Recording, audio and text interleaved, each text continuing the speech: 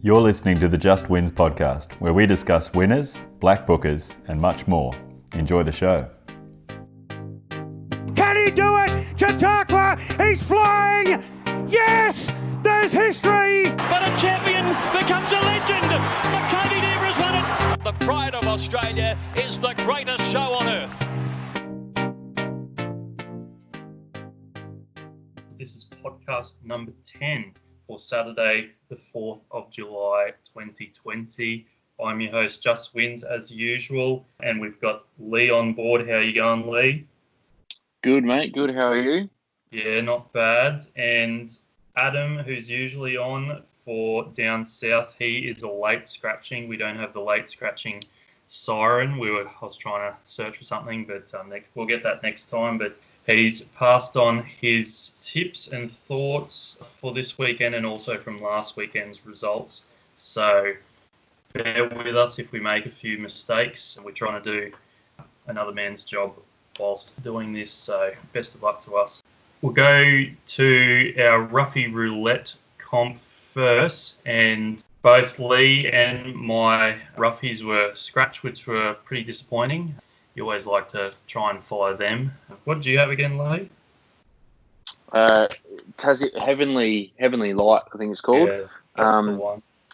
Yeah, and it was nommed, I think, for Thursday or Friday somewhere, and it also got scratched from that. So not sure what's going on there. Must be an issue. And I had Scout from the Edmonds team, and they might have pulled up stumps for the prep, possibly. And Adams was well backed, hit the target at Rose Hill. Any word on that, Lee? I know you've got some owners out there that know a bit more there. Kai messaged me or spoke to me the other day, and he said I can't remember what happened, but he choked down or it couldn't get enough air or something like that. I think they strapped the gear on too tightly. So, right. Yeah, good, mate. If that's the truth, that's pretty poor. But he didn't have a tongue tie on first time, or didn't have one. Yeah, no, he didn't. So I don't think he choked down, but it was something to do with the gear, and he just couldn't get enough air in or something like that. So whether put the saddle on too tightly or I don't know what happened. He did mention something about it, but I've forgotten. But yeah, I remember that it just couldn't get enough air in, mate. So hence why it went backwards. Well, usually when they're backed in, he was 20 into about $9. Usually where there's smoke, there's fire. So be interesting to see if he gets some gear next time and where he ends up. He's worth a follow for sure. So we are on to the results for last week. Myself, I'm in a real terrible patch. I'm giving money away at the moment, which is pretty disappointing after I started really well on this podcast. I haven't been super bad, just not getting the wins. Lando Bay was pretty much done on the first turn, just got caught wide and then never was given a chance. Thy Kingdom Come jumped awkwardly from the barrier, missed the start, and then came home for third. So he'll be winning soon again. He just needs a bit more luck. Scalabini, honestly, does that thing know how to? Does it know how to win anymore? Tell me about it. Yeah, and then Tricky Gal was no good. So no good for me. But Lee at Caulfield, you got Mystery Shot away. Yeah, it was a good winner, wasn't it? So, as I sort of stated, it looks a really nice horse and can definitely progress into some handy races, whether it's this spring or next. It'll definitely be there or thereabouts in some black type races. Long Island was probably disappointing, but I spoke to Adam individually on the weekend and said I was getting less and less confident by the hour, and it ran up to that, unfortunately. Proper Rogue was absolutely the good thing leaked. So the winner, I was pretty filthy because it was the only swooper on the day that won. Obviously knocked us out of the quaddie that we have for Punters Club. And Proper Rogue was just, I think it's still trying to get out somewhere. So it's desperately unlucky on the fence there. And caught him behind 3 or 4. Yeah, Miss Catherine just came on top of him again. And you need that momentum in those races. So, but yeah, 100%. He's definitely a good horse and one to follow. And Mississippi Delta, no good. Off to the paddock straight away afterwards. Must have too much weight on, mate. I was pretty confident in her, and she hasn't gone good enough to even keep her racing. So she's obviously off to the breeding barn, no doubt. Yeah, they pulled the plug there and off to the barn. But you were up this weekend, another unit and a bit. So, and Adam at Rose Hill, what's he saying for Cafe Royale?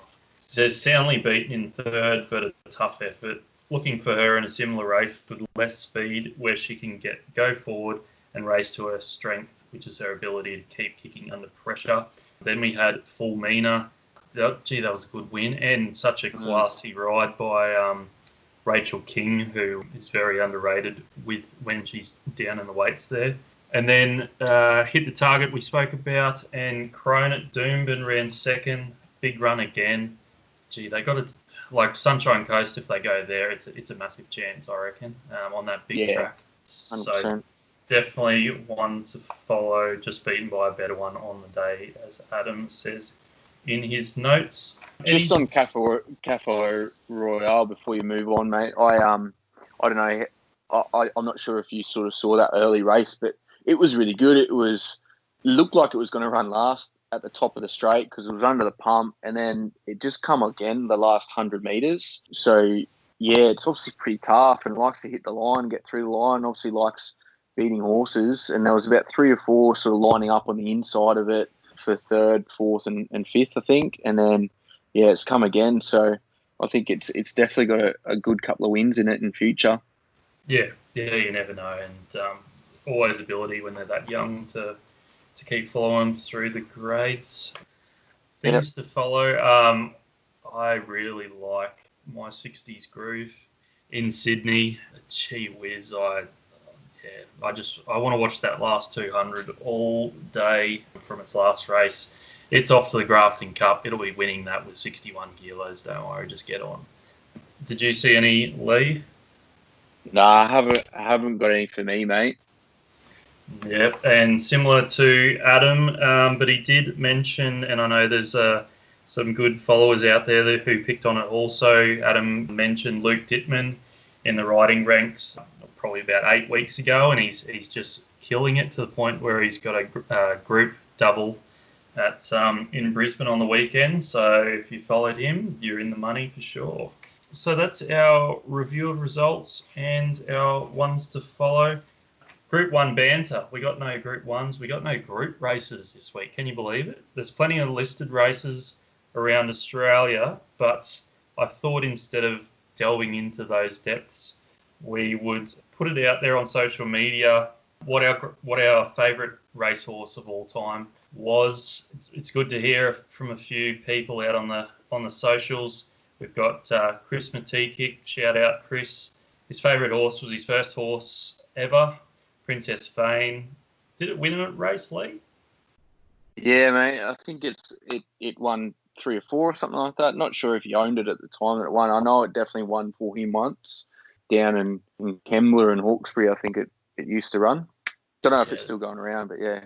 Yeah, that's right. It's always good having a win on the first horse you own. I know my first horse did not go too well, and it was a bit of a battle. But anyways, he also says Black Caviar, greatest ever. Won an oar on a wet track over 1400. Then the Lightning over 1,000 a week later. Yeah, as we know, she was a freak. And then obviously Chautauqua, Ash Woodward. Shout out to Ash. Ken pick a roughie at the moment. He better start commenting roughie winners on here, because we want him on for sure. Mackay Diva for him. Yeah, we were just in that lucky generation to see her blossom and do the 3-peat of the Melbourne Cup, and then obviously Winks. And we've got Pietro Villa, who's shouted out to Sunline. I think she's a bit forgotten these days, especially with the younger crew following the races. I had a look before, and she only won a measly $11 million and 13 Group 1s. Yeah. So, and that was quality racing back then.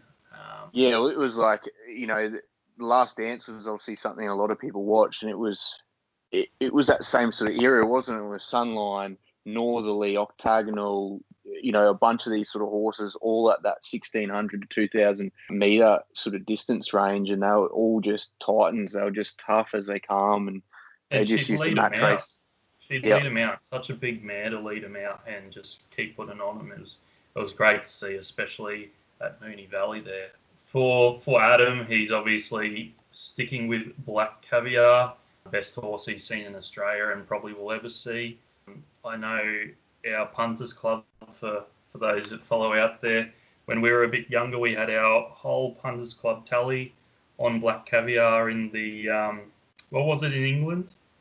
Is it the Queen Anne? I think it's The Queen Anne. something That sounds like yeah. it. And got there in a pimple, so we were crowded around the TV at 1 o'clock in the morning and absolutely shitting ourselves at one stage. But Yep. she got the job done, and we had a nice fill up from that. He also is an honourable mention to Alcancia. No one out there will know who Alcancia is, but he's just sort of gloating that he when we were down in Sydney for a race meet, he was able to get on with Rob Waterhouse for quite a little bit of money for the young fella back then, and Alcancia lived up to it, won handsomely at about $7, and never run a race again. So that was up in Brisbane. I think it was like race 1 or race 2 in Brisbane as well, when they were down there for the Doncaster Day. And then all of us got on better than ready that day as well. So, and he's turned out to be a bit of a freak. What about you, Lee? Favourite horse? I separated into 2 categories for you. So, you just can't give me one, can you? No, I definitely cannot. No, but I will give you one that was definitely my favourite because I backed it a lot and I won a lot in it. But just some special mentions and 3 horses I absolutely loved watching, whether I was on or not. So You Think, absolutely loved watching him. Beautiful looking colt as well, and was amazing, especially over here in Australia. Barracky in the West, the big bad Barracky in the West was played up a lot, but geez, he was quick. He was so good over there. So I love watching him. And then obviously Black Caviar is the greatest in my opinion. Best I've ever seen. I don't think we'll see anything like her yet. She was just super tough, but geez, she was good. She was Yeah, she was brilliant. But my favourite horse, I'm gonna lock in, mate, is probably a horse that no one remembers. I don't know if you remember it, mate, but it's now it started. And it's actually going well above its weight. I think it strikes about 17% or something, but it hasn't got that many runners. Horse called Machino over in the West. I'll never forget the day, mate. Me and you and my dad were down at the Gold Coast visiting my dad's, mate, and it was the last $80 of the day I had, and I whacked it on Machino at $5 and ended up coming home, flashing home in the last at Perth in the True Get Out Stakes and won, and that paid for the night down the Gold Coast. So, yeah, I never lost on him. He was a great horse. I think he won something like 10 or 11 races. Not massive races. I think he won a couple of listed races, but I won plenty on him. Definitely up from him, so he's got to be my favourite. Yeah, that usually sounds like your typical Saturday getting out in Perth, especially on your favourite horses, and obviously the bar would have got shouted that night for sure. My favourite horse of all time, no one will know who this is. It's more of a sentimental one for me. I'm not really a legend of racing. It's a Fra gelding called Panzer that started off his career at Toowoomba and worked his way into a genuine city class sprinter. My old man and I, he'll probably be listening to this. I don't know how he did it, but he jagged a Wednesday off work, and it must have been school holidays, so we went down to Dooman for a look. Punting with Dad's money, we won a couple, lost a couple, got to the Get Out Stakes. And as a 14-year-old, I thought I knew what I was doing. I'd been following Panzer's prep, and I thought from his run the previous week at Eagle Farm, where he could come over the top of him here. Dad had his last $20 on the nose at around $7. Panzer settled handy, showed a turn of foot with us yelling from the vacant grandstand. There was no one else there on a Wednesday, and it duly won by half a length. Pretty filthy though, because I reckon I was shortchanged a bit because I only got pizza for dinner that night. So I don't know where the rest of the money went, but I'm sure he'll say I was quite expensive overall. So yeah, that's it for favourite horses of all time. Legends of racing, I'd probably say Frankel's the best ever, but don't shoot me. Okay, yeah, that's all right. Okay. That's a pretty good choice, mate. I'd definitely throw it in the ring. It'd beat Black Caviar, but Yeah, let's not get too much Australia versus UK going, even though I'm not a pommy. But anyways, let's get on with it. Adam is at Randwick this weekend, and it's currently a heavy 9, but there's fine weather to come. It's just been a heavy down there the whole time, hasn't it? Yeah, unfortunately. Yeah, I just don't get it. It's that time of year. Strong wind expected, so expect track to be in the soft range. Rail out 4 metres the entire circuit, and hopefully he plays fairly. He's gone his best bet in race 8, number 3, Handspun. Unlucky last start when held up behind Monegal the gun. Both runs this prep have been good on heavy tracks, which he handles, but isn't her preferred surface. She'll get back, but there is plenty of speed engaged, and I'm confident the informed Tommy Berry can find her some clear air and finish over the top of them. So that is race 8, number 3, Handspun. He's having 1.25 unit, the win at $4.20. His next bet is race 4, number 4, Matawi. He was on Matawi a couple of weeks ago, wasn't he? Correct, yeah. Correct. Oh, he even says that. We're on the last start when he ran well for 5th, over 1,800 behind Attention Run on a heavy track. The key for this horse is being third up, as that's when he produces his best, and he also prefers the track in the soft range or better, which we're expecting on Saturday. J-Max sticks, and he should get a nice spot midfield behind a solid tempo with Mr. Dependable and a couple of others following forward. He's having 1.25 unit, the win again, straight out at $3.80. That's his next best. Race 4, number 4, Matawi. He's only got 2 there. Lee, what have you got at Flemington this weekend, aren't you? Yes, correct. So Flemington at the moment it's a soft 5, but there's rain expected tomorrow and rain expected Saturday. So I've just had a look at the form from a 6 or worse, as it's a top of 13 on both those days. So I don't think it'll be drying out whether there's wind or not. And even though Flemington's usually pretty quick drying, I don't think it'll be any better than a 6. Could be wrong, but I've done form based on 6 or, like I said, worse, because if they get more rain than that, we might be on a heavy, but we'll see how we go. So going with 3 bets there, and I'm pretty bullish on all 3, so I'm going to have a crack. So first one, we're just going to stick on this runner that were tipped 2 weeks ago, and it was a watch runner. So that's in race 3, number 1, Cherry Tortoni. 1 unit to win. I think the best price you can get out there at the moment is $2.90. And just what I've written down here is, why not stick on him? Like, he only goes up half a kilo from last start, and out to the 1,600 metres looks good. He should get a sweet run from the draw, back off what looks a hot tempo.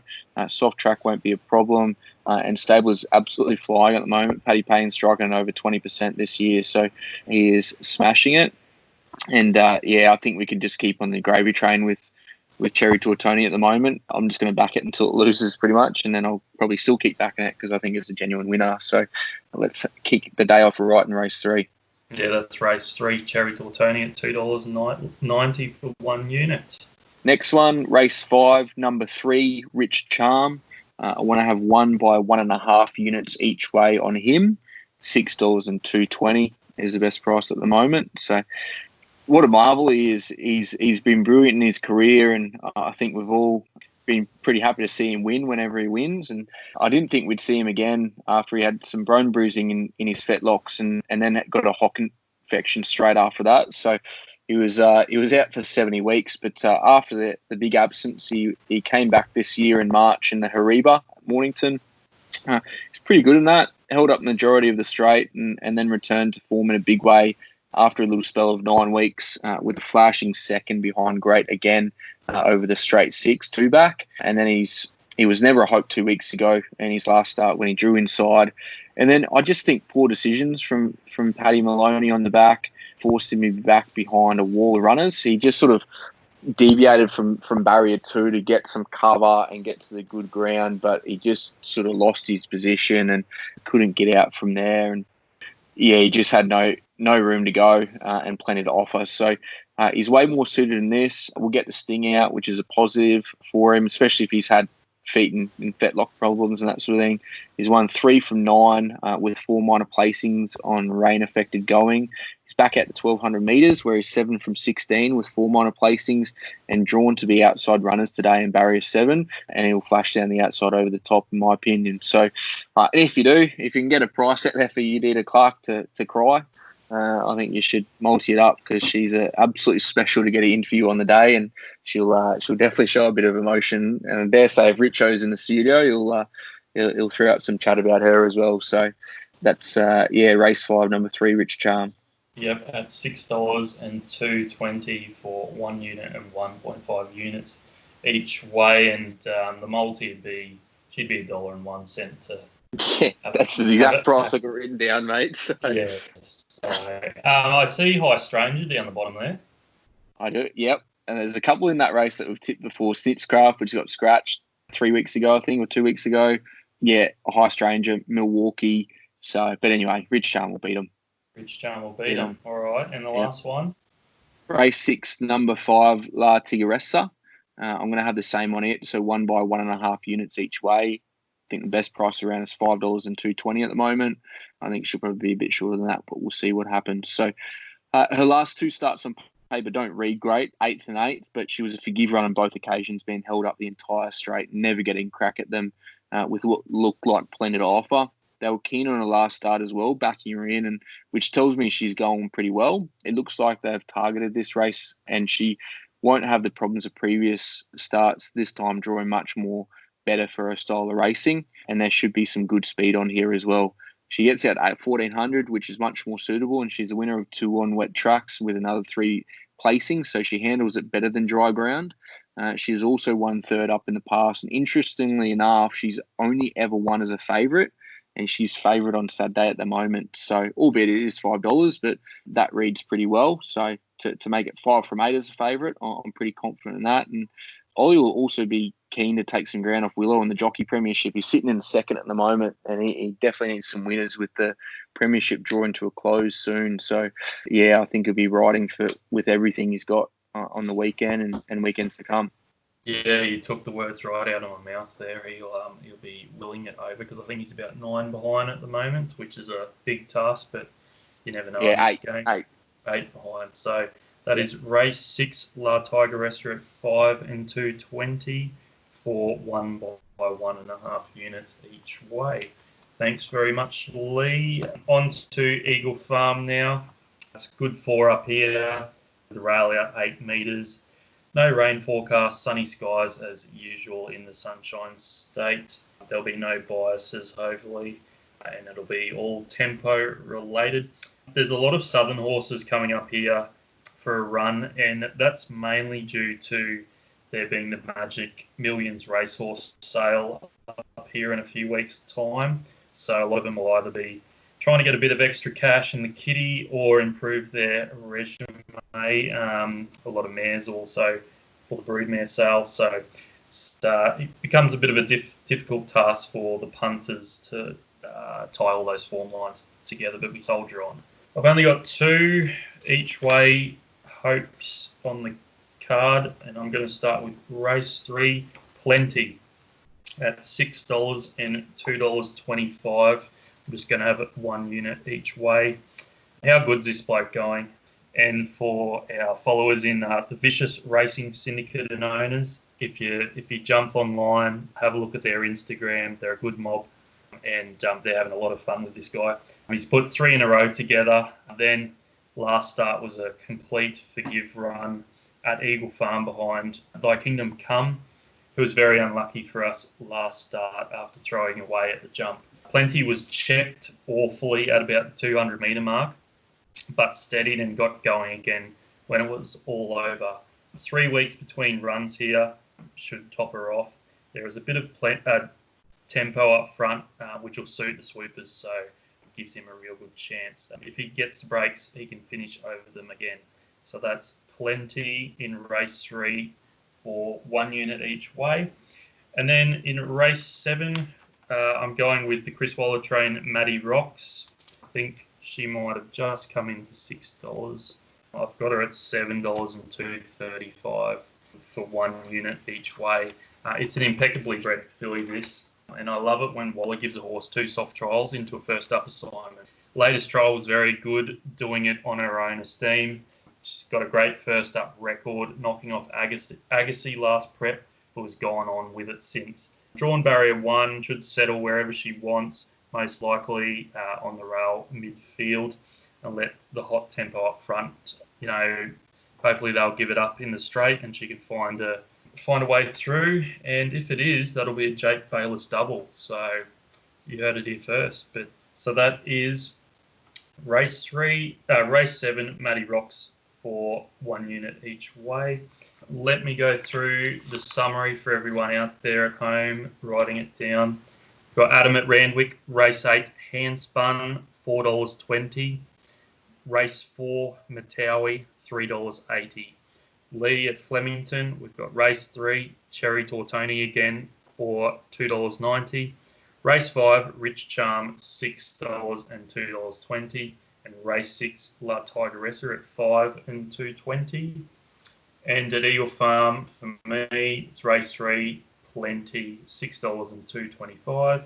And race 7, Matty Rocks at $7 and $2.35. There we go. All right. We are up to around the grounds. And Lee, have you got anything around the grounds, mate? I do, mate. I'm heading over the west, and I've got Over 2. Perth, and again, yeah, as usual. And I'm pretty keen on these as well. So I'm pretty confident in the weekend.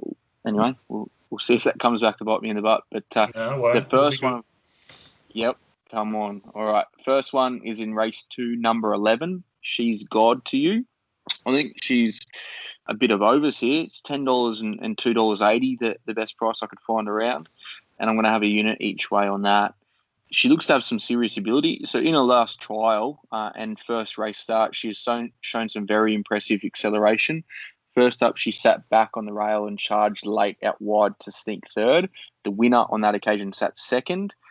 The horse that ran second sat third, and the horse that ran fourth led in the run, which really adds merit to that run as she came from the back. And like I said, she was on the rail, so she had to sort of extricate out, and by then it was kind of all over. So she should get a better run from the draw and be able to get outside of runners and charge hard with the explosive turn of foot. And I think there should be a bit of pace in this. One of Adsy's that he tipped for Roughie Roulette a couple of weeks ago, Miss Ivy League, she'll go forward from wide draw as well as a couple others, and then from trials, there are a couple of first starters that should go forward as well. So looks to set up perfectly for her. Yeah, I was just about to mention Miss Ivy League, but that's Belmont race 2. She's God to You, 1 by 1 at $10 and $3.10. And your next one? Race 7, number 6, Nero Dio. Again, 1 unit each way on that. $6.50 and $2.20 is what I can find about that. So I don't usually go against the Pike Peters and Team Williams in the West, but I will in this.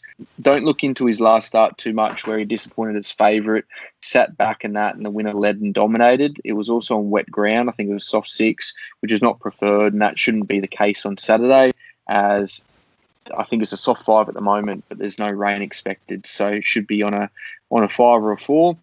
Before that, he was unbeaten at Belmont in 4 starts and absolutely loved the 1200. Draws brilliantly to get a sweet run, 1 off the fence, midfield, and there should be really good speed in this. So, again, as I said about She's God to You, it should set up perfectly for him to finish over the top of these. That's race 7, Nero Diro at $6.50 and $2.20. And just underneath her is Machino Miss, just after you've given Machino a massive rap. The daughter of Machino lines up. It'll probably knock you over now. Adam's got around the grounds, Newcastle race 3, number 8, Showtime Lady. In his words, she goes good, this filly, and thinks she will be tough to beat here. Only had 2 starts, but was extremely unlucky behind Lady Banff in town last start. Up to 1300 is suitable, gets the winkers on and a good surface expected, which is what she won on her first start on. Get on half unit each way if you can get $2 a place. No price available when tipped, or 1 unit the win if less than $2. So, as usual, the people that aren't on the podcast this week make it really hard for the host to try and work things out. But we've written it down, and we'll see what we can get there. For me, I've got no around the grounds bets, but we can go to Roughie Roulette. Is a very dangerous game, not for the faint of heart. Let us begin.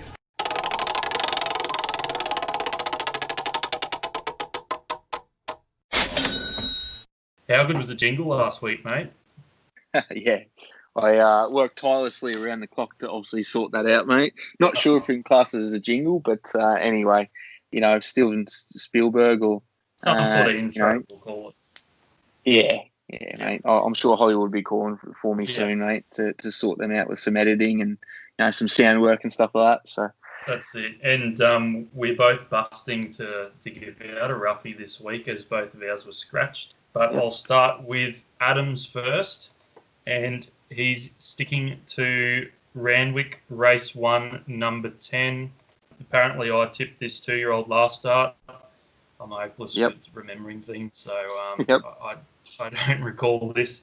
And was never in it, and listed Dalrello. Probably why I don't remember it. At Eagle Farm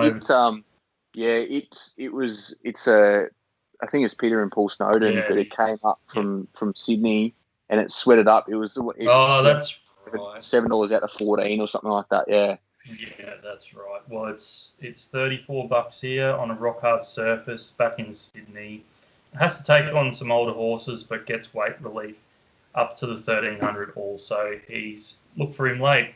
Half unit each way at $34 and $7.50. Lee, you got any, mate? Yep. Flemington, race 8, number 3, Mossendale. It's at $23 and $6.50 top price. So, look, what I've written down here is I understand that he hasn't won for a year and a half. I just think he looks a silly price in this. I think he's a bit underrated. So his first up run was excellent, where he sat midfield on the fence and didn't really get a run, racing tight the whole straight. Despite that, his last 200 was really good, and I was really impressed by it. And it's the type, just because it was in between horses and it wasn't flashing down the outside like the winner was, it just has flown under the radar, in my opinion, a bit. So what adds merit to that run as well is the winner came down the outside, like I just stated, and the second and third place getters racing the 3 wide line the trip in the best going. He also goes horribly first up, as he's only finished closer on 2 occasions. First up in his career, one was a second and one was a fourth.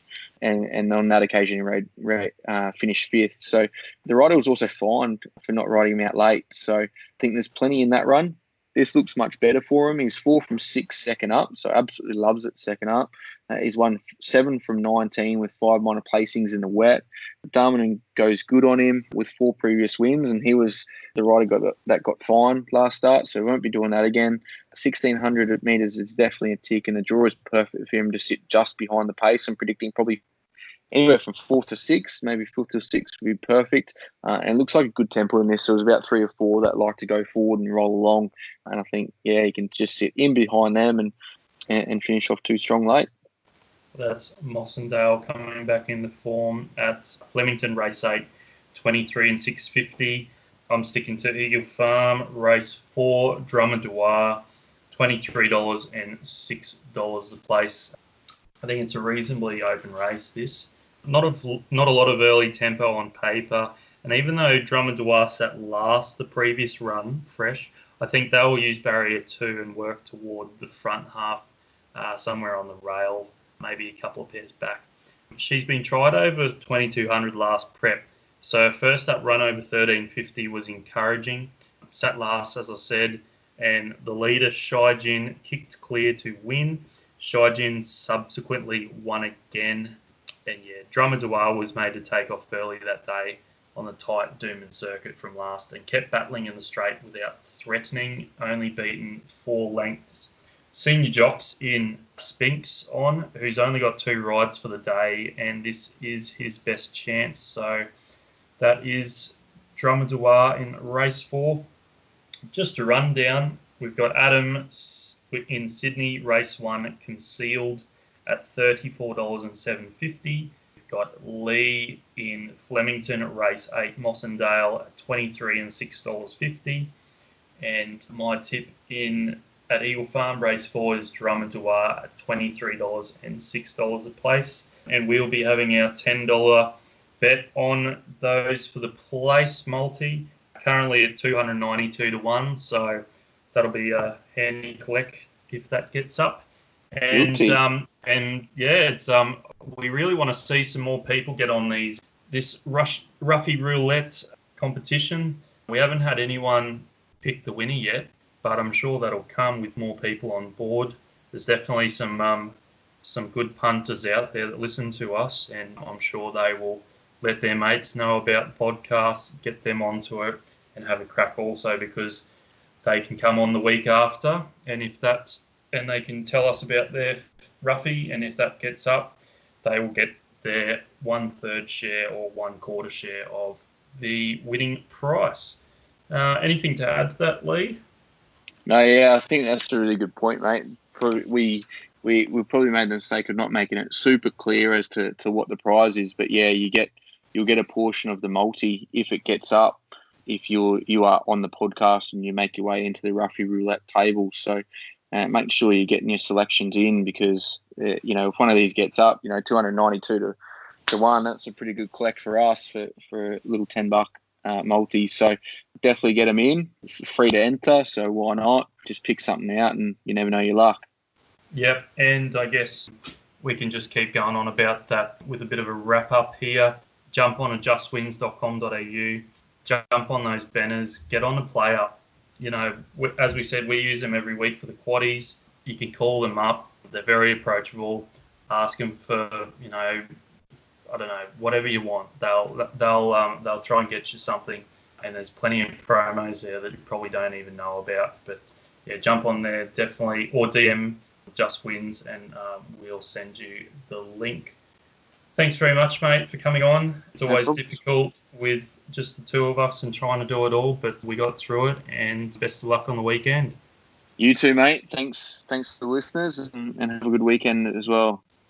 Cheers, guys out there. Remember to comment, like, and share with your mates. Always appreciated the comments, and let's get home some winners.